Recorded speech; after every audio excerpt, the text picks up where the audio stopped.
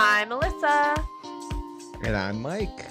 Welcome back to True Crime Thursday. Hope everybody is having a great day, a great week. It's almost the weekend. Yeah, We're about, almost the weekend. we're about to kind of take it down, take the mood down a little bit. No, I'm just kidding. It Yeah, really isn't that much of a thing.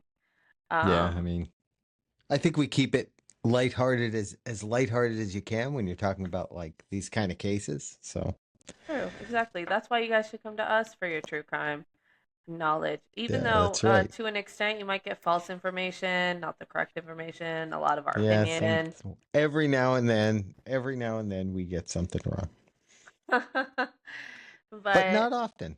not often, yeah. So today we are doing, I think how I would describe it is a surprising, shocking fall from grace is Yeah, this kind of story, because I think it's always a sad story when it's somebody is so successful and they just end up going down the wrong path that just ends up snowballing to a continuous bad path. Like yeah, anytime something yeah. like that happens with anyone, like even like celebrities, like bigger time Right, celebrities, when it happens, right. it's always very Yeah. sad. Yeah, and this guy he had like everything going for him. Like he was kind of at the height of his career, the pinnacle of his career. Yeah. Um and just like he blew it. He threw it all away. Yeah, so we are talking about Aaron Hernandez. He's a former NFL player, Former and Florida Gator he's a too. former Florida Gator. Um, and yeah, that's how I always knew him. Did you ever watch the documentary about him, by the way? Little I side I note. haven't I haven't having being that we're doing this, I kind of wish I had because I'd Yeah. be a little more informed on. I'm pretty Hmm. informed on it, but Yeah. I'd be a little more informed.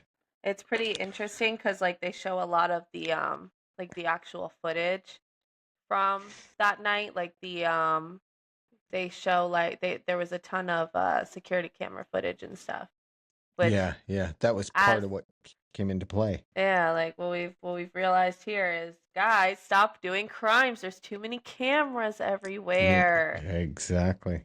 Well, and Um, this was what in 2012? Yes, 2012. yes, So 2012. he so he was drafted to the Patriots in 2010, and Yeah. he played for them for he was actually drafted in the fourth round, which surprises me, but he played for them for 2 seasons. He had 175 receptions, 18 touchdowns. So he was a pretty high profile player for the Patriots. Mm-hmm. Yeah, reading about him, I also found out that he was, well, first of all, he was born in 1989. So that's kind of crazy to me because he's not that much older than me. Hmm. Yeah.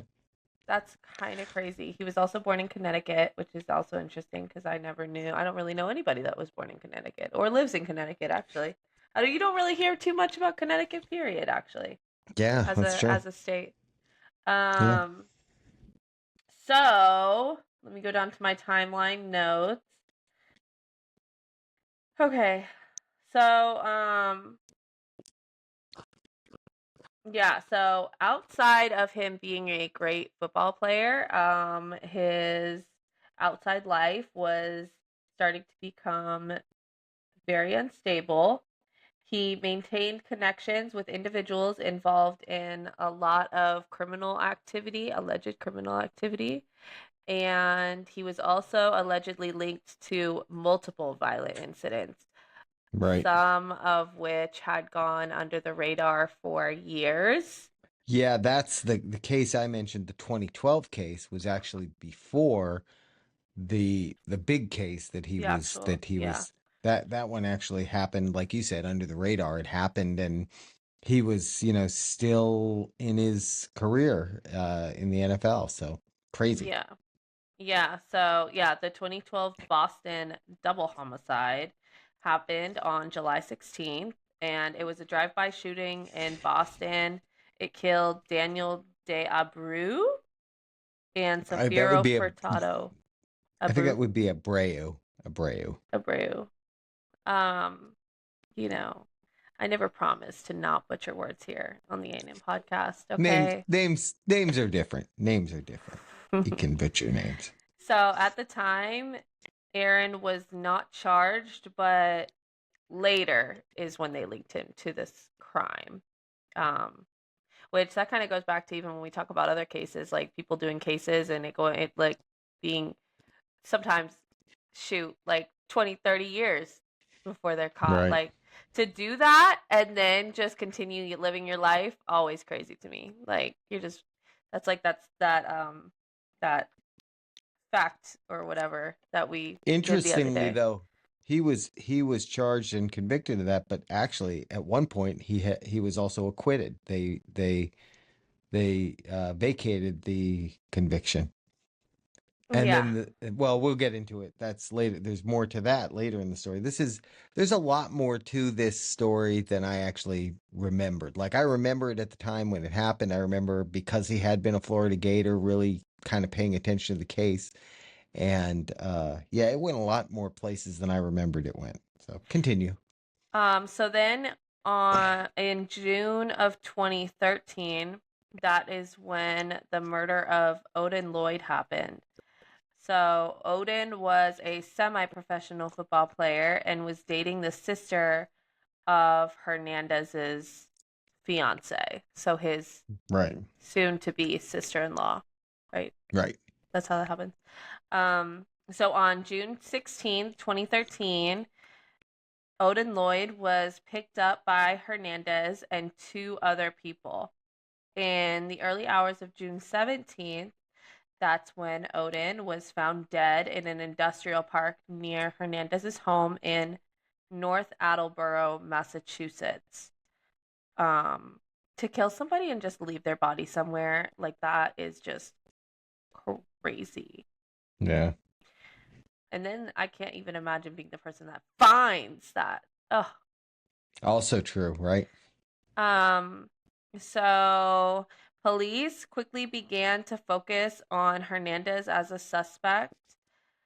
The key evidence that they had with this was surveillance footage showing Hernandez with Lloyd that night. You know, that's a Right. no-brainer. And then there were also text messages suggesting that Odin felt uneasy before meeting him. And then there was Yeah, also he sent a text something to his fiance or his girlfriend. I don't know if they were engaged, but that was something like, fiance, yeah. do you know who I'm with?" or something like that or something to that effect. So sad. Yeah. Um, there was also evidence that Hernandez had destroyed his home security camera system. Yeah. Sketch. Yeah. Um, so on June 26, 2013, about 10 days later, that is when Aaron Hernandez was arrested and charged with first-degree murder. Within hours, the New England Patriots released him. That's so funny. Yeah. Yeah, I mean, cuz he was with them 2 years Mm-hmm. and so he was on track to have, A good especially with a career. team like the Patriots in the 2010 2012 era, like, there was potential to really like do something there. And he like I said, I mean, I read the stats. He was performing for them. So Mm-hmm. yeah, just crazy, Yeah, crazy no. to put yourself in that position.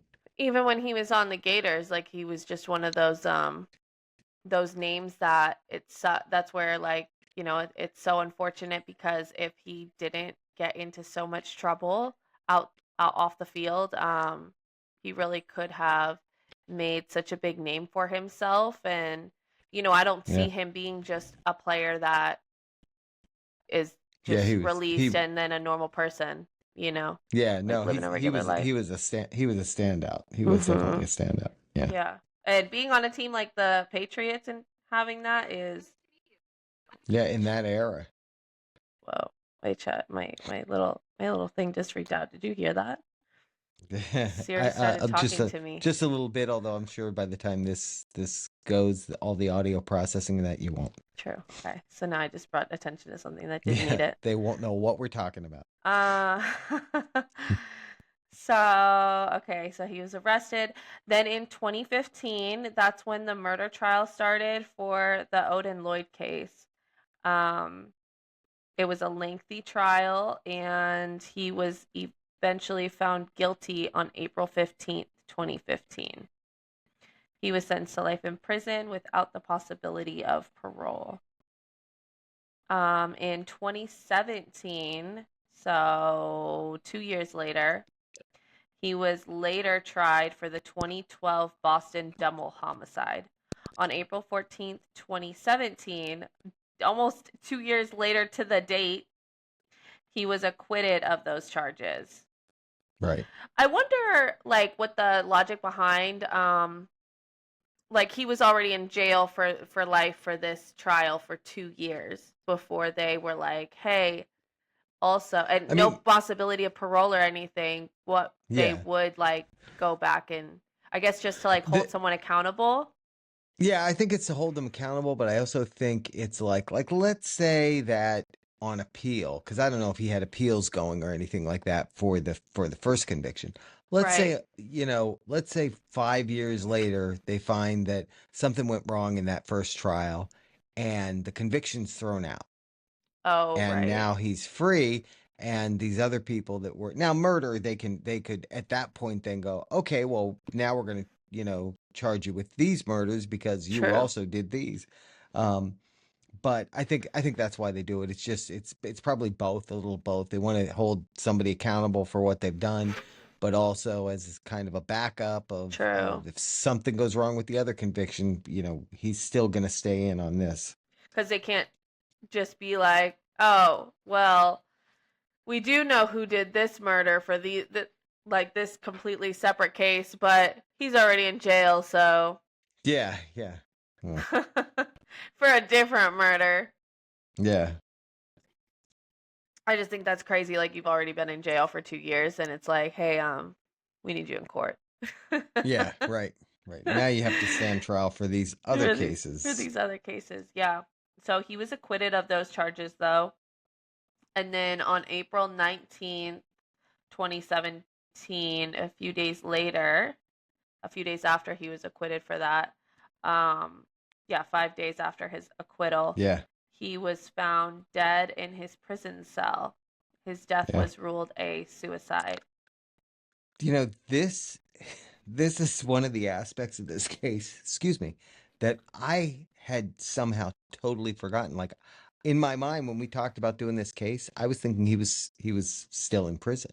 I had totally forgotten that happened. Yeah, no, and so a little backstory too on him that's really sad is so he still had a fiance during this time, Hmm. and from what I believe, I believe they mentioned this in the documentary on him. You should watch it sometime if you're, you know, Yeah, with all that I'm free gonna. time you have. But Yeah. it's like a good, something to put on at night or whatever.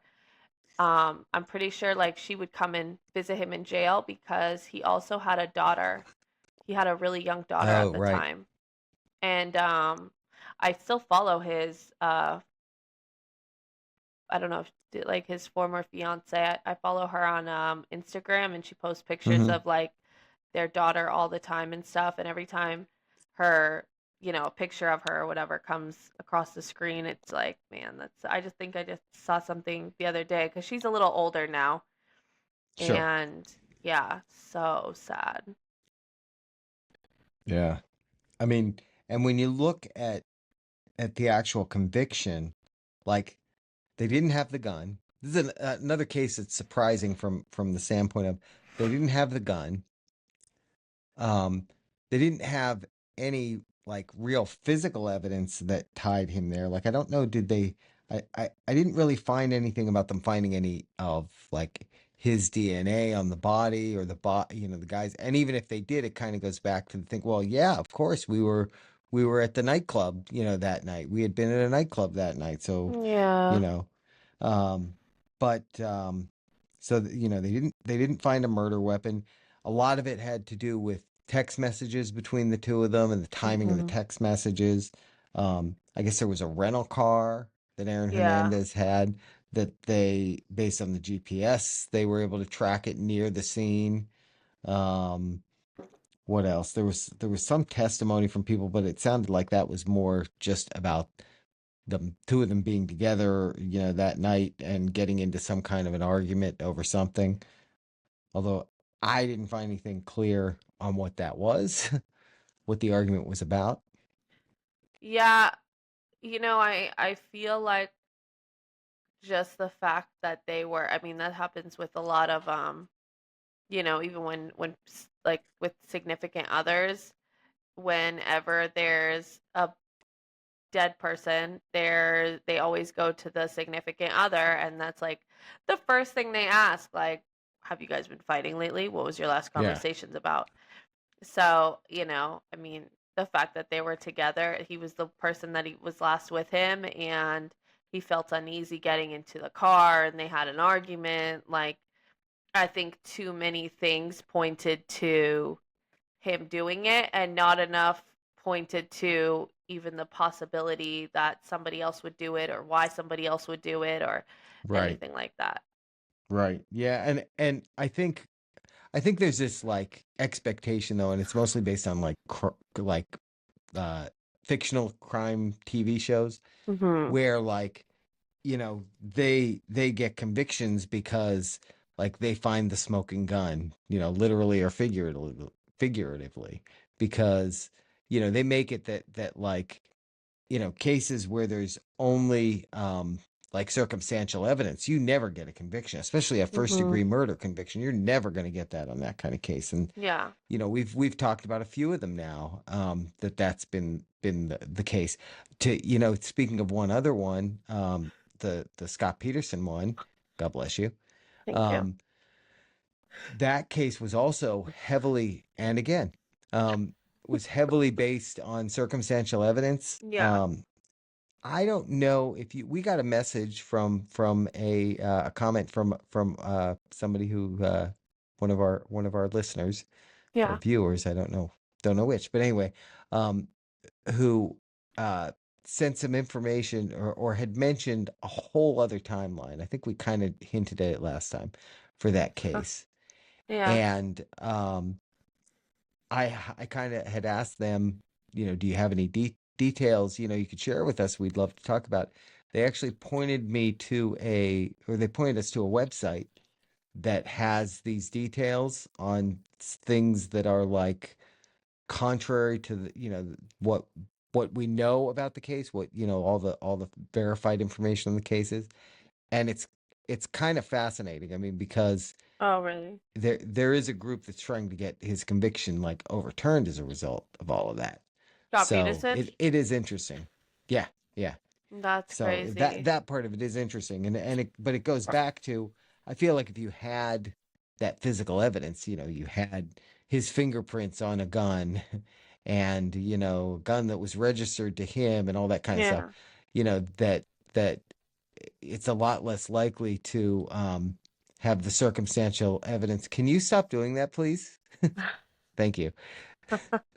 I don't know if you realize, but that's coming over on the mic. Um, but but uh, but yeah. So I feel like that's like the case where you know go not specifically just with this case, but with this case also, with something like the Scott Peterson one. That's a case where if there is contrary evidence to what the conviction was done on, that case could be overturned. So that's why you do want those additional um, kind of Charges, yeah. charges where they're relevant. I guess I see it like there's just never going to be that, or not always, not never, but not always going to be that perfect scenario of like a weapon left behind. Like, for the most part, I think most people who are committing these crimes, they're not smart by any means, but I think most of them are smart enough to like not leave a weapon found. Right. Right. So, like, I mean, look at Brian Koberger. Right. he didn't leave his weapon behind. He left the knife sheath behind, and that's ultimately what connected him to the case. But, let's say that he was more on top of it and took the knife sheath back with him, then you don't have a weapon at all. And, especially Right. even when it comes to like a gun, I mean, there's so many cases where they just assume most of the time they take that gun, they shoot someone with it, take it, and throw it in the river somewhere, Mm-hmm. and Mm-hmm. then it's Yeah. gone essentially forever.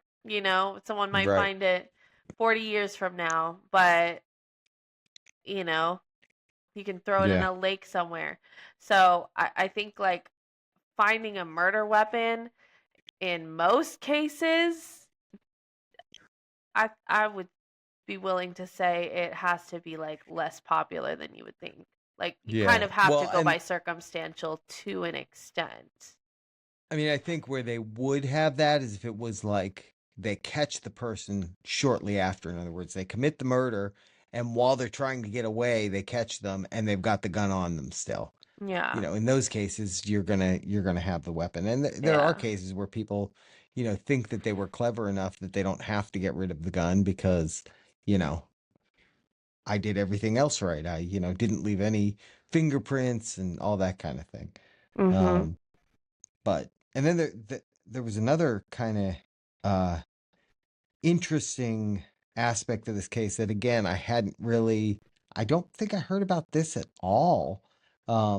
But after the fact, after his death, that is, he was diagnosed with stage 3 chronic traumatic, yeah, encephalo. See, I can't pronounce it. CTE, which is basically the what football players and I guess other sports players get from repeated concussions, from repeatedly getting concussions. It's like it's a brain injury basically Yeah, that they get. I so guess a disease. that's what the documentary was a lot about as well. Like it talked about the case and stuff, but that's what it was going into a lot is yeah, like brain injuries in football players basically, and that's why after his death, they did end up literally taking his brain and studying it. Mm-hmm, mm-hmm. Yeah, well, that can only be they can only find that you have that after death. Like they don't have a way to find out that you have that while you're alive. That's But so crazy. so it makes me wonder a couple things. First of all, how does someone commit suicide in prison? Like honestly, how is there possibly a circumstance where you've got access to something? Because here's the way I look at it. If I have access to things that allow me to kill myself in prison, that means I have access to things that I could use to kill someone else in prison. And how is that ever the case? I mean that's And how there's stabbings all the time in prison. They'll literally yeah, turn their toothbrush into a yeah, they like sharpen a it. But well, you know what? Then you don't get to keep your toothbrush. You know what I mean? Like that. Yeah, no, I get If it. you can't, it's like a little kid. If you can't be trusted with it, you don't get to have it. Um, but it does make me wonder too, assuming that he committed suicide, because, I always get suspicious when somebody commits suicide in prison. There's all the things with Jeffrey Epstein where he committed suicide, but, they just conveniently, the cameras weren't rolling and all that. Um, but assuming he did commit suicide, it makes you wonder, did he commit suicide out of, hopelessness because and he did leave apparently several suicide notes. So this may be answered in one of those, but I don't think the full text of any of those is out anywhere. Um, but did he do it because, hopelessness because, hey, I'm going to be in prison for the rest of my life. I can't do this. Was it out of guilt because you know, and I kind of doubt that because he had done this more than once over a several year span. Um, or was it because of the CTE? Well, there is a reports that say, because everyone was really confused back then, like why did he do that so soon after being acquitted? Right. I mean, he still had to stay in jail, but um, there were notes left behind that suggested complex emotional struggles. And then, yeah, Which, obviously the severe brain damage, like, yeah. Well, the didn't help. emotional struggles too could be like you wonder if they had a way to know about the CTE before his trial for the murder, would that have been, could they have used that somehow as a, you know, not guilty because he had this brain injury? You know what I'm So, saying? with the brain injury, I'm just reading here. It says, yeah, that his brain injury was one of the worst cases ever seen in someone his age, which is crazy because he was pretty young when he Mm-hmm. did that. Um, and that the symptoms include aggression, impulsivity, paranoia, and emotional instability. So So, there we are. So there there you we are. go. So that very well could have been, I mean, not that you're looking for an excuse for why someone commits murder, but Right. that could have been, what put him in the mindset to do those things. Um, so the one thing that I read that was kind of interesting though, too, it said that like, so after he died, his conviction was temporarily vacated. So in other words, Mm-hmm. he died in prison and basically they said, yeah, you know what? You're no longer guilty of that. Um, and there's some legal doctrine that they mention, uh, abatement ab initio. I don't know what that means. It's probably Latin, and I don't speak Latin. Um, but basically, in 2019, then um, Just pig Latin. they reinstated his conviction. So, and it will be that way forever. So he is legally considered guilty of the murder, and it'll stand permanently. So, but Mm-hmm. that's interesting because I don't. I'd like to know more about why, after somebody dies like that, they would vacate the conviction. Like, what's the thought behind that? What's the thought process involved with saying, you know what? No, he didn't. Yeah, I mean, I do know like once this happened and especially once they studied his brain, there was a lot more talk of um like athlete mental health and Right. the brain Right. injuries in football. Like that was a big thing in the documentary again that they talked about was like the brain injuries involved with football and actually taking concussion seriously and yeah, they Mm-hmm. talked a lot about that. Mm-hmm. Um Yeah, and yeah. I mean now they have whole different protocols for how they deal with concussions too. Like Oh, if a guy really? gets a concussion, they're in game, if they get a concussion, they're automatically out for, I don't know, at least 2 weeks. They Oh, can't really? play because the thing with Yeah. that is if you've had a concussion, Still doesn't really help long term, but yeah. well, yeah, but if you've had a concussion, if I'm not mistaken, and I'm not a doctor, but I believe that the issue is if you've had a concussion and then while your brain, your skull, whatever is in that concussed state, if something happens to you again, that's where it can really like do damage. That's where you can, Oh, you right. know, it's not like just repeatedly getting concussions, although that's also not good for you. Like But it's reopening a like if wound something before it's happens, healed. yeah, yes, Yeah. exactly, No. exactly. Hmm.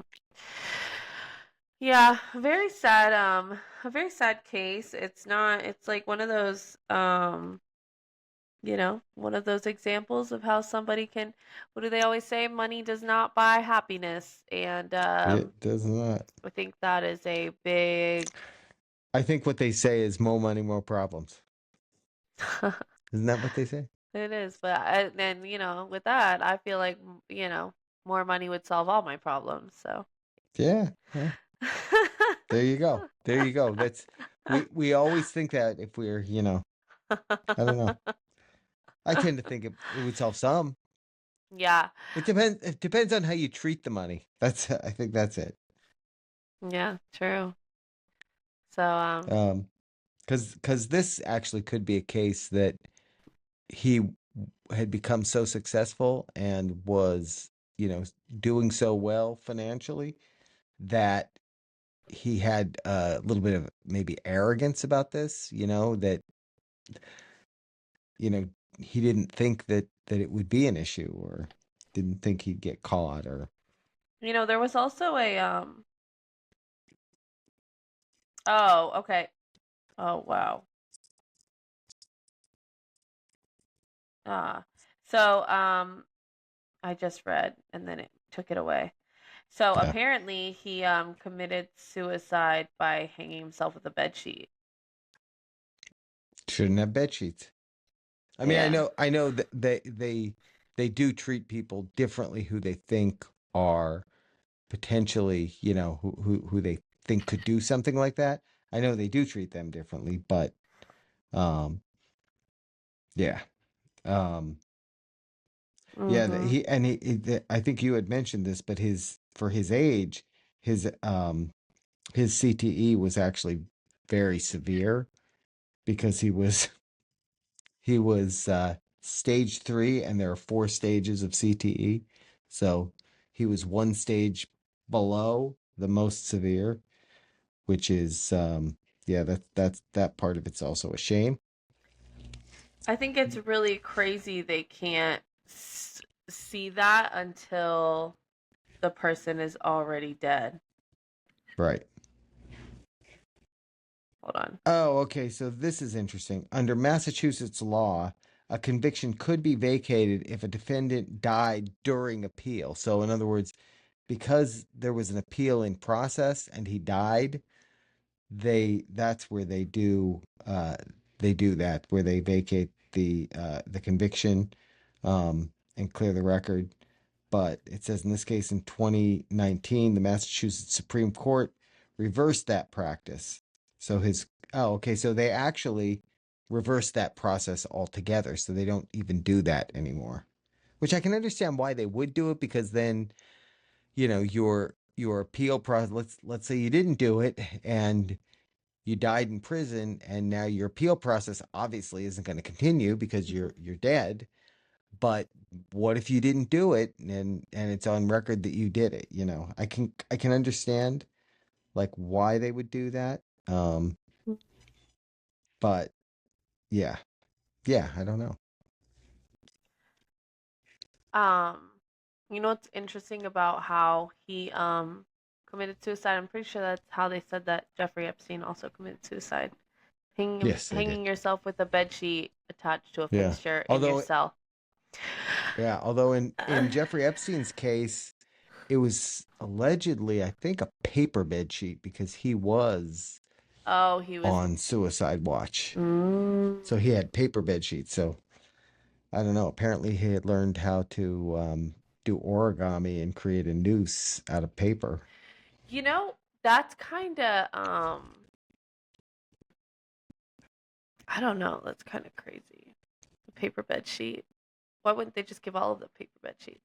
I mean, I kind of get that. I'm not saying like this is condoned or anything like that. Disclaimer. But, I think the mindset also could just be like I am in this life sentence. Screw this, actually. Yeah, Especially when you're already emotionally unstable or mentally unstable, right. it's kind of yeah. Yeah, yeah. So, yeah, guys. I'm just, yeah, yeah. This one's a sad one, just because of the. I mean, to your point, the daughter, um, the state in his life that he was very young. He Mhm. really had, like, the world was his oyster. He had a lot going for him, and yeah, it's a shame. It's a real shame. Yeah. With these kind of cases, especially with like more famous type type personalities, you really think like, wow, where would they be now if that didn't happen? Like, Right, who knows right. what team he would be playing on, if he would still be with the Patriots, Hmm. like where he would Yeah, be or I don't know if he'd still be playing at this point. That's what, 14 years ago, so he so probably he's would no like longer be playing. 36. Yeah, he might be. I mean, Crazy. how old is Gronkowski? I don't know.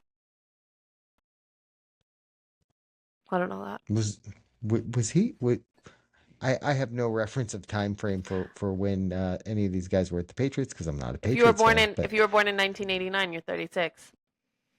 yeah, So, okay, so yeah, that's true. Tom Brady's way older than that, and he was playing just True, recently, true, true. Yeah. Well, yeah, yeah. Let's see. Oh, guess what? Hmm. That's the age Gronkowski is, and Gronkowski retired 3 years ago. So that's what I'm saying. Like, Yeah, would he still be playing? Would he maybe be doing what Gronkowski's doing and doing announcing and that kind of thing? true. Maybe. We don't know. We don't know, and we never will because it didn't happen. Yeah, some other facts. They said they found footprints or shoe imprints from a rare pair of Nike sneakers at the scene, like a very rare pair, which would suggest they're expensive. Um, Oh, I but think they that's didn't something find in, those in his yeah, house. And they also said there was surveillance video of him carrying a box into his house when he got home after the time frame of the murder. The speculation is that the gun was in that box. That box was never found at the house. So, could have had his sneakers in it as well. but yeah, could have had the sneakers in it, right? Might have been a shoebox. But yeah, I mean, yeah, it's like most of them that we talk about on here. It's just sad what people let themselves get involved in. Yeah, So don't do that. That's our yeah. advice. So surround yourself with good people, guys, that aren't gonna get you in trouble, or Right. yeah. So, Yeah. yeah, that's our case today, guys. So if you learned something or you didn't learn something, and if anything we said was wrong, correct us. And especially if you have details that we didn't cover, definitely let us know. Yeah. Have a great day, everybody, And a good weekend. and a good weekend.